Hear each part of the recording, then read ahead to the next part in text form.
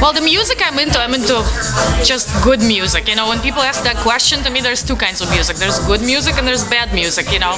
I love kind of everything. I love R&B, I love hip-hop, I love house music, I love techno music. As far as my DJing career, I mean, I've always loved house music and techno music and underground sounds especially.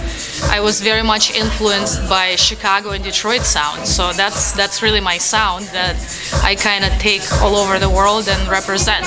I've been doing this, wow, let me think about it, about 15-16 years. 15-16 years. I walked into a club on 7 Mile a really long time ago by the name of Heaven, where Ken Collier was playing, and I fell in love with house music before I could even speak English, you know, and ever since then I've just been enchanted by this beautiful music and making people dance, which is what I love to do. In Europe, I think people are a lot more open-minded and they love the sound that's coming out of America, you know. People in Europe are not very jaded by the radio station or television music that's really hardcore, just pushed upon people here, and that's how people develop their liking. You know, people here walk into the club and they want to hear what's on the radio.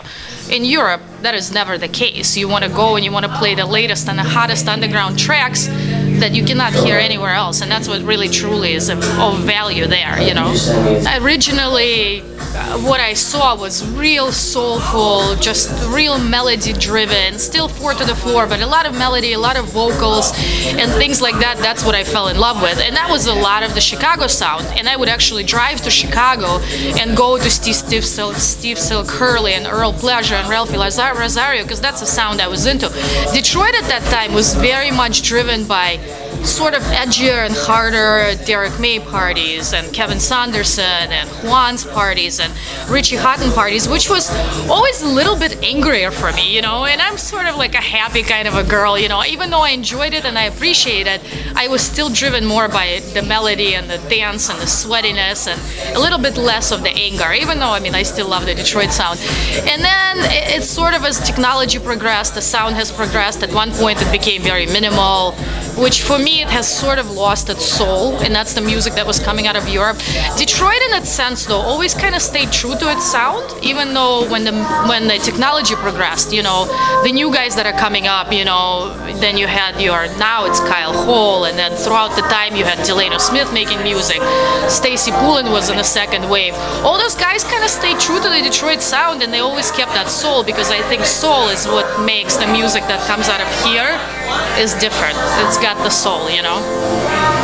Being a woman in this business in particular, I think you have to work a lot harder, because you're sort of judged, oh, you know, can she mix, or, you know, wow, really she's from Detroit, but I look like a little white Russian girl, you know, but I grew up here, you know, that is my sound and this is what I love. So you get judged a lot, but you know, the point is, once you get up there and you deliver, it no longer matters. So, and I think that goes for everybody.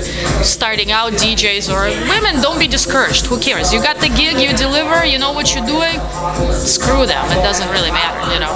You gotta get judged in life regardless of what you do. My big project right now is called Girls Gone Vinyl, and that's a documentary that takes and goes around the world, and that's a documentary that talks about female side of the DJ business.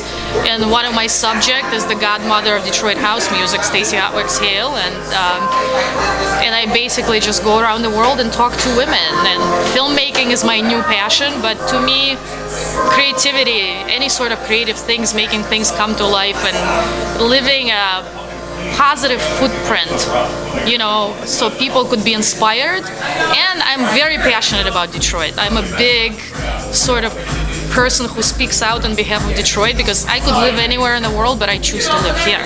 And that's the bottom line, because I love this city.